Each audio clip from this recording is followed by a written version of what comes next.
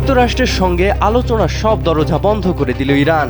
Tehran জানিয়ে দিয়েছে ওয়াশিংটনের সাথে বসার আর কোনো ইচ্ছা বা পরিকল্পনা তাদের নেই।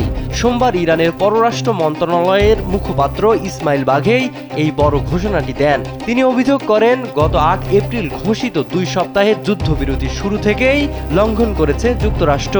বিশেষ করে নৌ অবরোধ আরোপ করে মার্কিনিরা চরম আস্থাহীনতার পরিচয় দিয়েছে। বাঘেই আরও হুঁশিয়ারি দিয়ে বলেন, যদি ইসরায়েল বা যুক্তরাষ্ট্র নতুন করে কোনো যুদ্ধের উস্কানি দেয়, তবে ইরানের সশস্ত্র বাহিনী তার দাঁত ভাঙা জবাব দেবে। Presenting Walton Crystal Series. Switch to premium.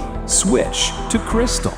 তিনি মনে করিয়ে দেন, এর আগে আলোচনার টেবিলে বসেও মার্কিনিরা হামলা চালিয়েছিল, যা ইরান আজও ভোলেনি। ইরান স্পষ্ট জানিয়েছে তারা নিজেদের জাতীয় স্বার্থ রক্ষায় কোনো ছাড় দেবে না।